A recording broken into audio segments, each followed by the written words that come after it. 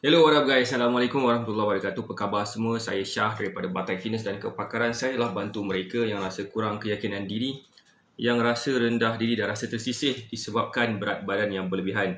Alhamdulillah sehingga hari ini kami telah bantu lebih daripada 1,000 orang untuk menurunkan berat badan mereka sebanyak 2 ke 3 kilo tanpa menggunakan sebarang produk. Dan hari ini saya nak buat sedikit sharing tentang macam mana ramai di kalangan student kita yang berjaya turunkan berat badan yang pada asalnya diorang ni susah nak kurus. So hari ni saya nak buat sedikit sharing yang berkenaan dengan itulah. So siapa kat sini yang dah ready untuk saya sampaikan tajuk kita pada malam ini? Boleh tak komen ready, boleh tak bagi saya love banyak-banyak dan boleh tak share Facebook Live ni kepada seberapa banyak tempat yang mungkin. Okay, so saya nak share sikit. Assalamualaikum, apa khabar? So, sihat ke? Siapa tu nama dia? Puan Normidah Alan, sihat ke? So, lama tak nampak Puan Normidah. Sihat ke Puan Normidah? So, gini saya nak share sikit. Ada di kalangan student kita yang sebenarnya bila dia follow cara kita secara automatik terus berjaya turunkan berat badan. Tetapi ada di kalangan mereka, dia perlukan sedikit masa untuk diperbetulkan dalaman dan sebagainya, barulah berhasil mereka ni berjaya turunkan berat badan. Tapi masalah dia dekat sini, macam mana kita nak tahu dan macam mana kita nak overcome benda tu. Dan that's why kita, Alhamdulillah, kita dah bukukan, saya telah berjaya bukukan situasi macam ni. Dalam nama tajuk buku tu, 7 kes susah nak kurus yang berjaya diselesaikan. Yang mana saya dah share ada banyak benda-benda yang melambatkan progres seseorang itu bila nak turunkan berat badan. Sebabkan saya percaya kepada kata-kata, nama dia Jack Ma. Waalaikumsalam Puan Nurhayati. Alhamdulillah. Saya percaya kata-kata Jack Ma. Kita ni belajar daripada untuk kita berjaya. Siapa sini dah ready untuk saya share? Boleh tak komen dah ready? Boleh tak bagi saya love banyak? Dan boleh tak share Facebook Live ni kepada seberapa banyak tempat yang mungkin? Share kepada 10 tempat, 20 tempat, lagi banyak tempat lagi bagus sebab kita nak memberi manfaat kepada lebih ramai orang. Boleh tak komen dah ready untuk saya sampaikan part yang ni? Bismillah, saya nak minum kejap boleh tak? Selalu termiss live, okey tak apa, bismillah.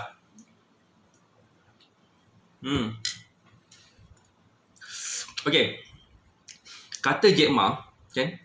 Siapa dah ready? Boleh tak komen dah ready? Nak cerita kan tak ready kan tak cerita lah kan?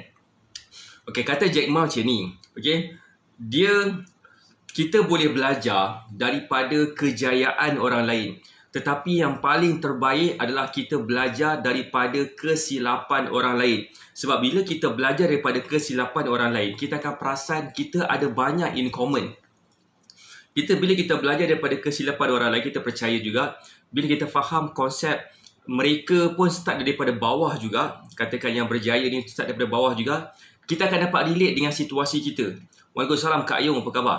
So bila kita dapat relate dengan situasi kita, insya-Allah kita akan lebih senang faham kita ni sebenarnya boleh juga turunkan berat badan. So dia memberikan pertama ilmu macam mana kita boleh turunkan berat badan juga. Dia juga memberikan kita keyakinan kalau katakan mereka ni berjaya turunkan berat badan, pastinya kita pun boleh juga. Waalaikumsalam. Siapa sini faham? Boleh tak komen faham? That's why kita bukukan 7 kes susah nak kurus ni. Ada 7 kes yang susah nak turunkan berat badan yang mana Alhamdulillah berjaya diselesaikan. Siapa nak tahu apakah contoh kes-kes tu? Boleh tak komen nak tahu? Boleh tak bagi saya love banyak-banyak dan boleh tak share Facebook Live ni kepada seberapa banyak tempat yang mungkin? Okey. Terima kasih Puan Samsuriawati yang tag mereka-mereka yang akan dapat manfaat daripada sharing ini. Alhamdulillah. So, apa tadi? Alright, selamat malam Kak Mi, apa khabar? Alright, saya sambung semula. Begini. Alright. So, antara 7 kes tu, yang pertama adalah metabolisme. Masalah metabolisme yang menjadikan kita susah nak turunkan berat badan. Itu yang pertama. Yang kedua, susah nak melawas. Kadang-kadang kita juga ada masalah susah nak melawas, mungkin pemilihan makan yang tak betul yang menyebabkan badan kita jadi susah nak melawas. Yang ketiga adalah anemia. Okey, dia punya sel darah merah kurang. Yang keempat, tekanan darah tinggi. Yang kelima, kencing manis. Yang keenam, sakit sendi. Yang ketujuh adalah hypothyroid. So, Waalaikumsalam, Kak Cirus apa khabar?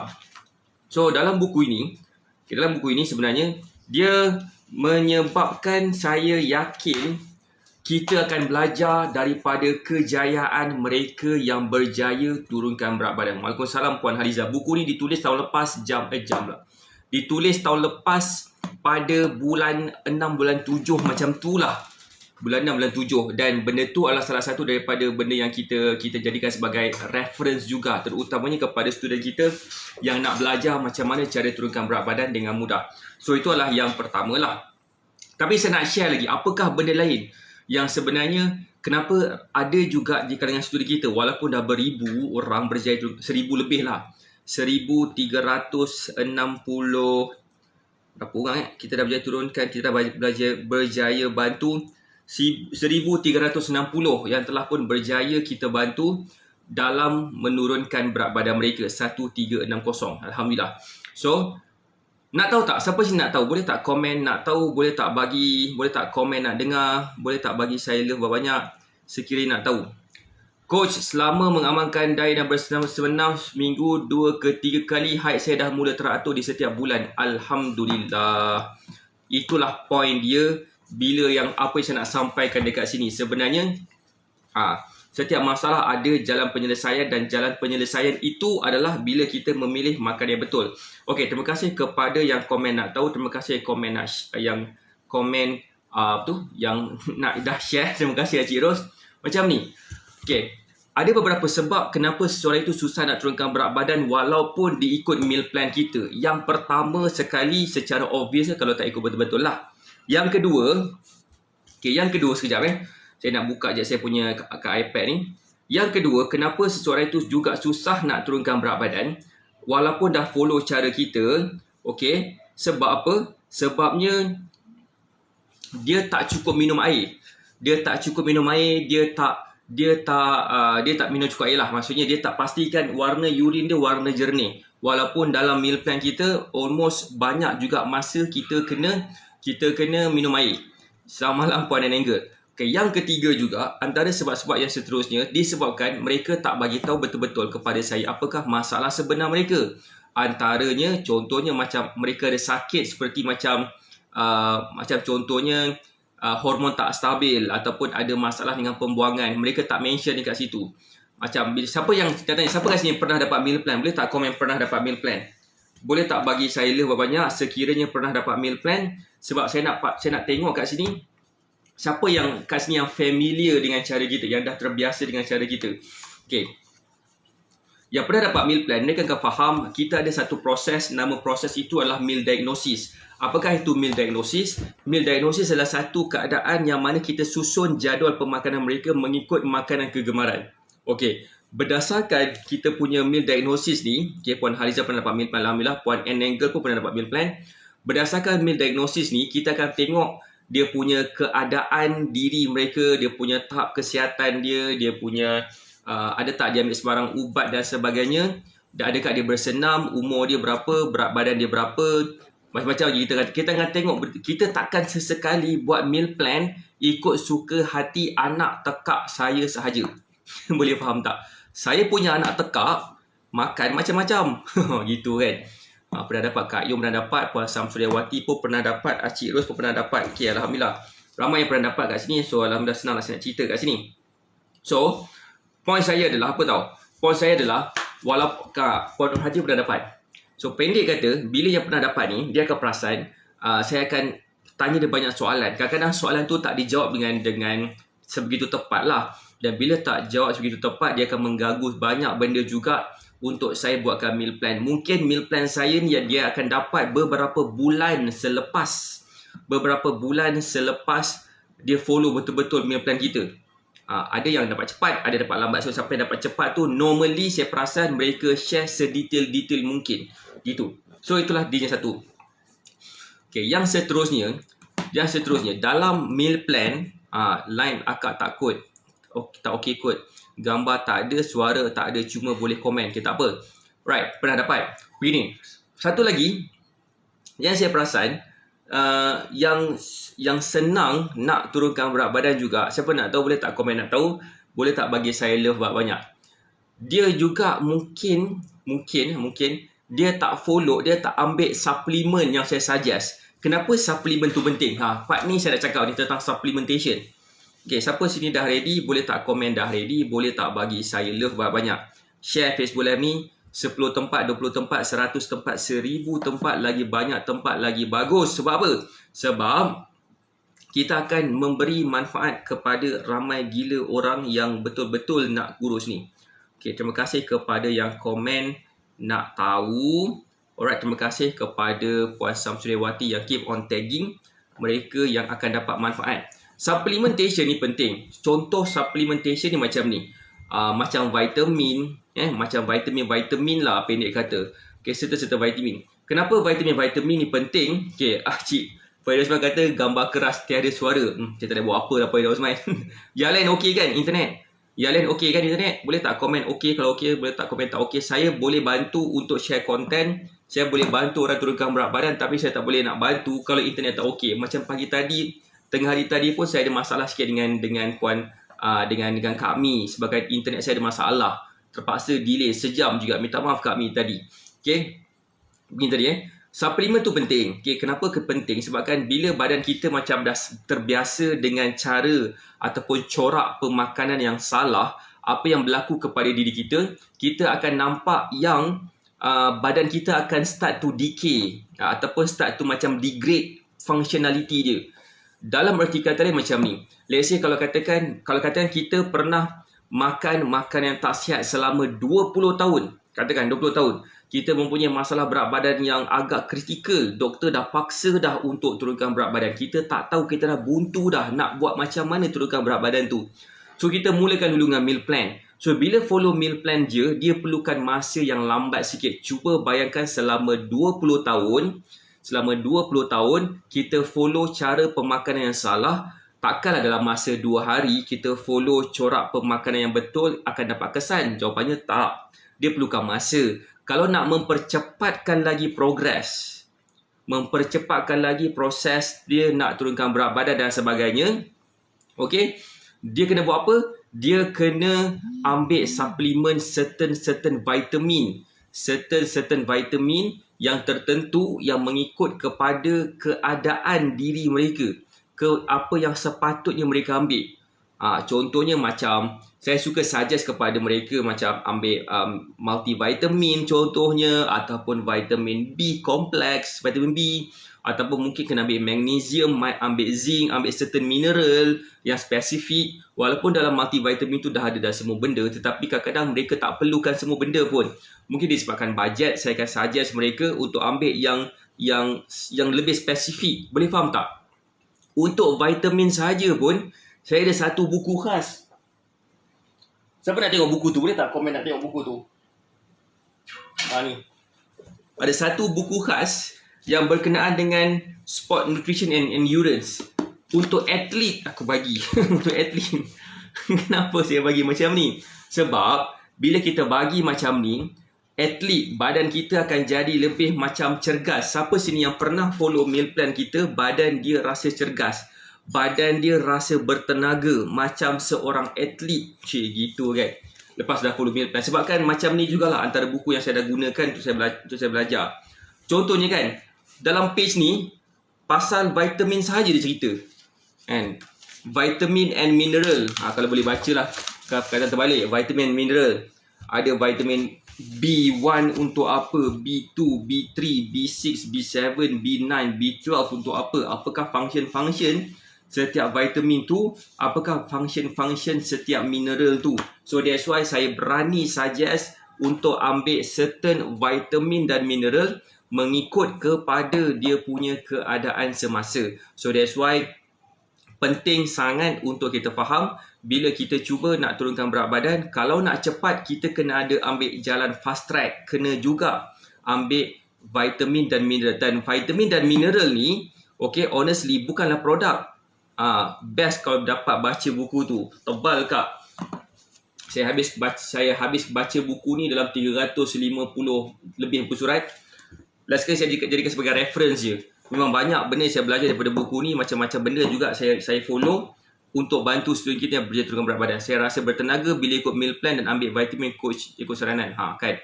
So pentingnya untuk kita ambil certain vitamin, certain mineral yang akan menyebabkan kita senang nampak progres turunkan berat badan kita. Itulah yang pertama. Itulah yang inilah yang antara penting juga yang patut kita ambil. Siapa sini faham? Penting untuk kita ambil. Penting untuk kita ambil vitamin dan mineral dalam proses kita nak turunkan berat badan. So itu adalah yang penting juga. Yang saya perasan yang kenapa ramai orang tak follow. Betul-betul. Banyak yang dapat tadi. Thank you. Alhamdulillah kami. So kami ada that's why tadi saya nak share sikit pasal kami, boleh tak?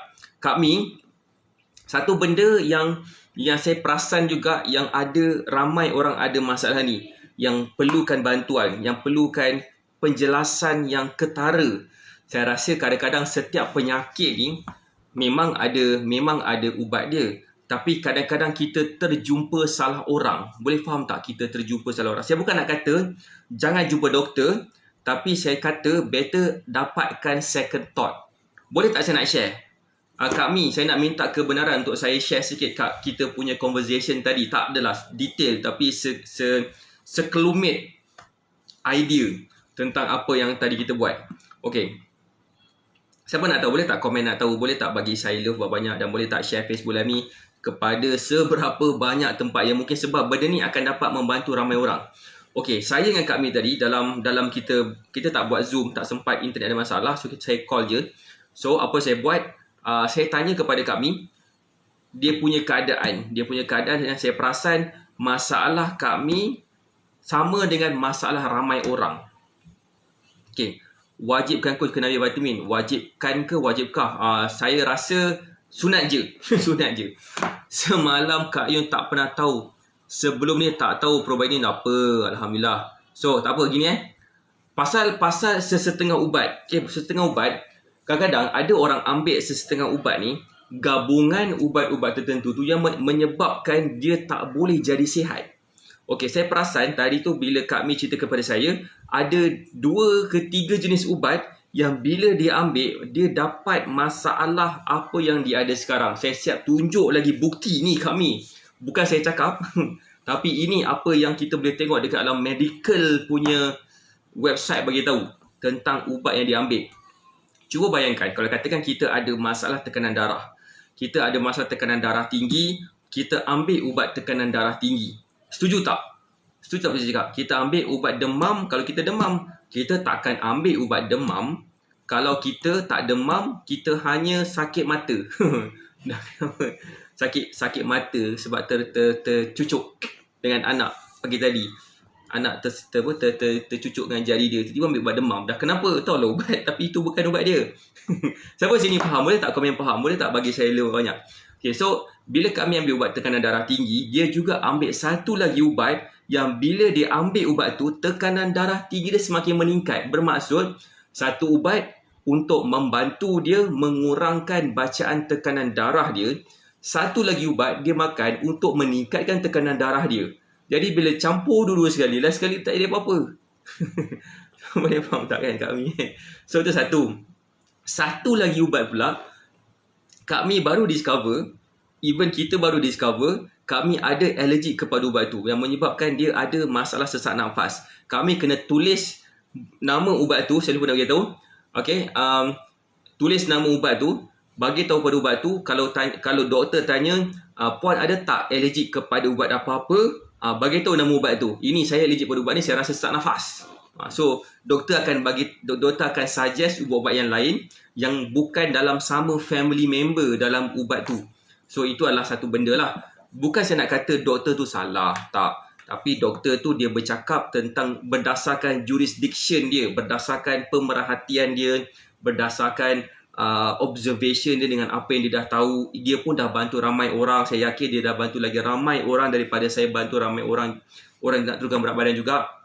Okey, jumlah orang yang dia berjaya sembuhkan dengan ubat dia, dengan cara dia, dan berbanding dengan berapa ramai yang saya dah bantu. So far lah. Maksud saya, dia ada credibility dia. So credibility dia saya tak boleh nak question lah. So maksud saya kat sini, sebaiknya kadang-kadang kita kena dapatkan second opinion daripada orang lain, daripada nutritionist ke dietitian especially. Dietitian especially yang akan mengonfirmkan sama ada adakah ubat ni sesuai. Ataupun mungkin ubat sesuai tak sesuai ni kita kena tanya doktor, tapi makanan yang sesuai untuk membantu kita sama ada kita ni betul tak boleh tak ambil ubat ni. That's why dalam 2 minggu lepas dan minggu lepas kita ada buat weekly group coaching macam mana cara nak sembuhkan dua penyakit yang paling tipikal sekali, iaitu kencing manis dan darah tinggi tanpa dengan cara mengurangkan ubat. Bila follow meal plan sahaja, apakah strategi yang digunakan? So itulah penting sekali untuk kita ada ilmu bila kita nak turunkan berat badan. Siapa sini faham? Boleh tak komen faham? Boleh tak bagi saya love banyak? Boleh tak share Facebook Live ni kepada seberapa banyak tempat yang mungkin? Kita akan bantu ramai orang. Kita akan dapat menyelamatkan nyawa ramai orang bila kita tekan butang share. Siapa sini faham? So that's why penting untuk kita faham juga, sesetengah ubat tu juga akan menyebabkan berat badan kita semakin meningkat. Sesetengah ubat juga dia akan menyebabkan tekanan kita punya selera makan semakin meningkat. So penting sekali untuk kita identify ubat yang mana adalah apa. Gitu. So even superfood ni pun saya tak suggest kepada semua orang. That's why kita tak berani nak tunjuk superfood, ambil lah, belilah superfood. Superfood ni is not for everybody. Bukan untuk semua orang superfood ni. Superfood hanya untuk mereka yang sesuai sahaja. Kalau katakan ada sesetengah penyakit, saya tak suggest dia ambil superfood. Sumpah saya tak suggest. That's why saya tak berani nak main promote sesuka hati. Sebabkan salah orang yang ambil superfood, badan dia akan jadi bermasalah. Gatal-gatal contohnya yang pernah jadi pada salah seorang yang pernah menggunakan superfood tanpa ambil meal plan. Bismillahirrahmanirrahim. Macam ni saya nak share sikit tentang superfood, boleh tak? Superfood sejenis makanan yang kita keluarkan, dan superfood ni sebenarnya adalah homemade, bukannya kita buat kat kilang. Sebab kalau kita buat kat kilang, kita pernah survey, kilang tu akan tambah beberapa bahan-bahan yang saya tak agree, yang akan menyebabkan superfood ni boleh tahan lama, boleh jadi rasa dia macam berperisa strawberry lah, apa benda semua, memang sedap kan. Ketiga, dia akan menyebabkan dia boleh tahan lama. Okay, saya bukan tak nak bagi dia tahan lama, bukan saya nak, kalau boleh nak boleh dia tahan lama lah. Tapi superfood ni kalau boleh kita nak maintainkan originality dia. Kita nak pastikan orang yang menggunakan superfood ni akan dapat benefit daripada dia. Bukan macam, saya tak nak jadikan superfood ni, okay, saya tak nak jadikan superfood ni sebagai macam like the rest of the product yang dekat market sekarang. Superfood adalah jenis makanan yang kita nak maintainkan keaslian makanan tersebut. Okey, satu. Okey Dan sesetengah orang yang ada masalah seperti alergi kepada kekacang, yang saya tak tahu dia ada alergi kekacang sebab dia pun tak bagi tahu, especially kalau yang beli superfood sahaja tanpa dapatkan meal plan daripada saya, menyebabkan saya akan rasa macam tak best. Sebab dia dapat masalah dan saya tak tahu. Saya tak dapat nak foresee. Satu, saya tak dapat nak predict benda ni dia akan berlaku. Sebab dia pun tak bagi tahu saya pun tak boleh nak blame dia. Saya lebih menyalahkan diri saya sendiri sebabkan saya tak tanya kepada dia. Puan ada tak masalah ini? Puan ada tak masalah itu? Oh, puan nak beli superfood? Ambil lah. So, kalau katakan dia tak ada masalah, baru kita akan suggest dia ambil superfood ni. Kita takkan suggest orang ambil superfood dalam keadaan dia tak digalakkan untuk ambil. So that's why itu cara kita. Cara kita macam mana kita boleh bantu orang turunkan berat badan. Saya nak baca komen sekejap. Saya minum superfood dah dalam 10 botol dari sejak 6 bulan join. Sangat-sangat membantu dan sesuai dengan saya. Sesetengah orang sesuai. Minoriti orang tak sesuai. Especially kepada mereka yang ada masalah alergi kepada kekacang. Okay. Macam mana superfood ni boleh bantu? Okay. Just nak bagi tahu, share sikit lah. Kenapa kita buat superfood? Sebabkan rasa dia bukan rasa macam sedap sangat pun. Saya pun cakap superfood ni taklah sedap sangat pun kan. Superfood ni kalau makan togok gitu aja mau nak termuntah saya, mau tersedap. Itu saya lah. Saya kena campurkan dengan minuman kegemaran saya. Saya kena campurkan dengan makanan tertentu. Barulah dia boleh masuk sikit. Macam saya makan nasi, saya makan brown rice, tapi saya tak berapa larat kalau makan brown rice saja. Ataupun nasi putih saya kena tambahkan sikit dengan kuah. Tambah at least paling busuk pun kicap lah. Tambah dia kicap kan. Baru dia perasa. Sama juga macam superfood. Superfood ni makan sahaja pun saya rasa macam nak tersedap juga. So that's why saya akan campurkan superfood ni dengan something. Macam minuman ke apa ke. Dan yang paling best sekali, yang paling penting, kenapa saya ambil superfood? Sebab dia boleh mengawal selera makan saya. Kau punya dia boleh kawal. Superfood tak ada rasa apa.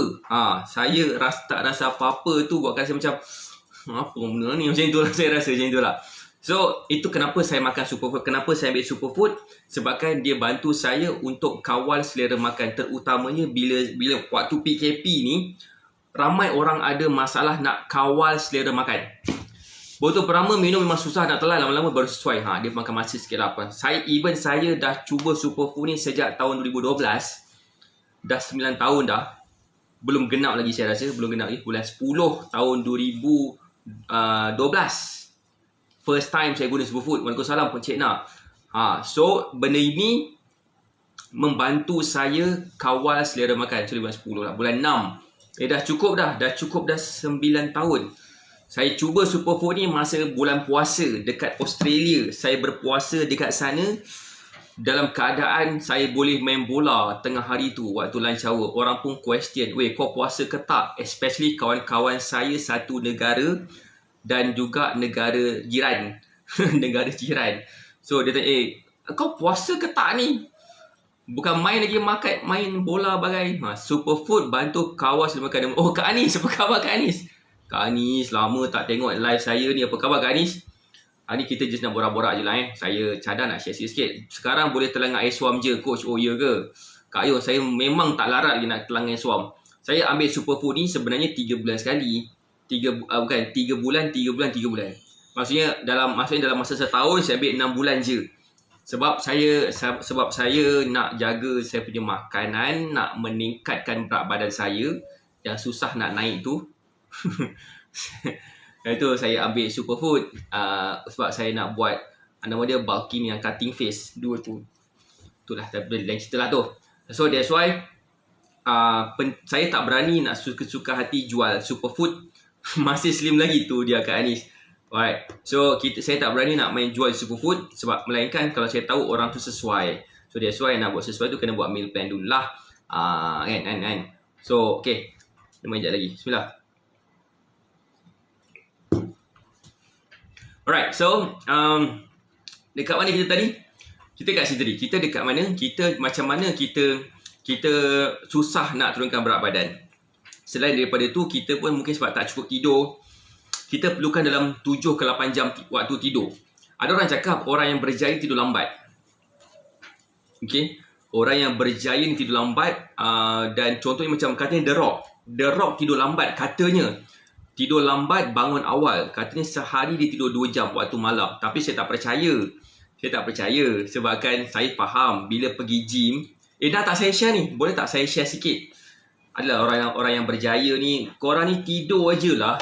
Orang yang nak berjaya, nak capai sesuatu, dia kena tidur sikit, sekejap. Kerja dia membuta aja. Sebenarnya tak. Sebenarnya kita kena tidur secukupnya. Waktu malam tu adalah waktu yang terbaik untuk tidur.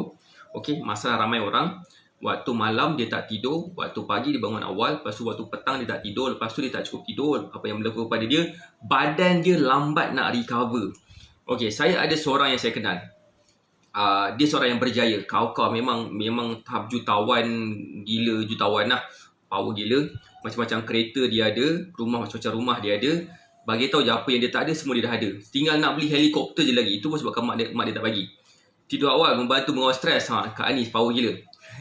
So, dia bagi tahu kepada saya, okay, dia jarang tidur. Dia tidur sehari dalam 3-4 jam. Tidur pukul berapa, bangun pukul berapa. Dia kata dia tak boleh tidur. Dia cuba nak tidur awal, tak boleh. Dia cuba nak bangun lambat, tak boleh. Memang dah terbiasa. Kan? Dia memang orang yang berjaya lah. Memang dia hasil gila-gila. Waktu yang dia berjaga tu, sama ada dia akan cari duit ataupun belajar macam mana nak cari duit. Dua tu je, duit. Baguslah, sihat. Macam tu baguslah. Tapi bagi saya lah, dalam kehidupan ni kita kena balancekan. That's why dalam Islam kita ada nama dia wasatiyah. Kita kena bersederhana. Bukan nak kata bersederhana maksudnya jangan cari duit. Bukan. Cari duit banyak seolah-olah macam kita nak mati. Macam kita tak mati-mati. Macam kita akan hidup selama-lamanya. Kita beramal ibadat macam kita nak mati esok. Tapi kita jaga kesihatan sebab kita nak jaga amanah kita. Kita ada kesihatan yang kita perlu jaga. Kita ada kenderaan. Ni kenderaan kita. Ni kenderaan kita ni. Kenderaan yang kita kena jaga. Kalau katakan rosak kenderaan kita disebabkan penyakit ke, disebabkan apa ke, bermaksud kita tak jaga betul-betul. Kita boleh dapat duit berjuta-juta sebulan ringgit sekalipun. Tapi kalau kita tak sihat, macam mana kita nak enjoy dia punya kenikmatan harta tu. Dan dia pun banyak kali jatuh sakit sebenarnya. Last kali saya dapat tahu pasal dia, dah lama dah saya tak berkomunikasi dengan dia. Last kali saya tahu pasal dia jatuh, dia collapse. Okay, tulang dia rapuh, badan dia berat, besar lah kan. So dia tak jaga kesihatan sangat. Dia tak menjaga kesihatan sangat dan dia cuba macam-macam jenis diet. Dan dia bila berjaya turun, dia akan naik balik berat badan dia. Gitulah. Saya banyak kali jika offer meal plan, dia kata tak, saya nak bagi free, tapi dia tak nak. Dia kata, aku nak bayar kau boleh. Saya tak boleh. Saya kena bagi dia free. Sebab dia banyak tolong saya juga. Bila sihat nak beribadat pun senangkan. So mungkin setengah orang tahap tolerance dia berbeza lah. Mungkin bagi kita yang mengalami situasi macam dia, macam susah nak bergerak. Tapi macam dia dah terbiasa, dia buat je. Tapi dia masuk orang yang kuat beribadat jugalah kan. So satu, cukupkan tidur. Kalau tak cukup tidur pun tak jadi juga. So that's why satu lagi yang saya perasan, bila kita nak capai sesuatu, kita kena buat satu benda lagi. Siapa nak tahu? Yang ni saya nak share sikit. Saya nak share sikit something yang macam di luar skop, di luar spek. Saya rasa saya nak tanya nanti Kang satu soalan kepada you all. Ada tak sesiapa fitness coach yang cakap macam ni? Nanti saya kata soalan macam ni Siapa nak dengar? Siapa nak dengar? Boleh tak komen nak dengar? Boleh tak bagi saya love banyak? Boleh tak share Facebook live ni? Satu benda saya nak share. Lepas saya perasan, saya dah jumpa ramai orang berjaya turunkan berat badan. Saya jumpa ramai orang berjaya capai apa yang dia nak dalam kehidupan. Siapa nak tahu? Boleh tak komen nak tahu? Boleh tak komen nak tahu? Boleh tak bagi saya love banyak? Boleh tak share Facebook live ni? Sekejap. Nak dengar. Nak tahu. Satu benda kan, Acik Ros. Bagi Acik Ros komen nak dengar. Satu benda saya perasan. Bila kita nak capai sesuatu, kan, kita kena faham, kita kena buat apa yang Allah suka. Tu. Kita nak turunkan berat badan, kita kena buat apa yang Allah suka. Kita nak sihat, kita kena buat apa yang Allah suka. Sebenarnya kita kena buat apa yang disukai oleh Tuhan kita lah. Apa yang ni secara general. So maksud saya kat sini, okay, cuba tanya kepada diri kita, berapa ramai orang yang kita dah bantu, berapa ramai dah orang yang kita dah memberi manfaat. Itu satulah. So membuatkan Waalaikumsalam Puan Suzy, apa khabar? So once kita dah faham konsep memberi manfaat tu, kadang-kadang kita tak berapa nak macam berusaha sangat pun nak capai apa yang kita nak capai. Tetapi apa kita perasan, kita dah dapat apa kita dapat. Sebagai contoh, boleh tak saya nak share sikit something. Sebenarnya saya risau part ni, saya nak share. Tapi saya nak share juga. Memandangkan dah cukup 2 minggu, saya nak share. Saya perasan, saya bukan nak kata saya ni banyak bagi manfaat lah. Tapi saya bukan nak kata saya ni bagus. Nauzubillah min zalik, saya tak ada langsung niat nak berlagak, tak ada sedikit pun rasa langsung pun nak kerek ke, nak bongkak ke, tak. Okay. 2 minggu lepas, saya bawa anak saya dengan wife lah kan, wife saya Alim, pergi ke rumah yang kita dah beli beberapa tahun lepas, 4 tahun lepas, dah siap dah pun, tahun lepas dah ambil kunci. Okay. Ada orang nak sewa rumah tu, dah nak tengok rumah lah. Dia daripada India, orang India. Daripada India, kerja kat Malaysia dah lama dah kan. Dah boleh cakap bahasa Melayu dah pun. Alright.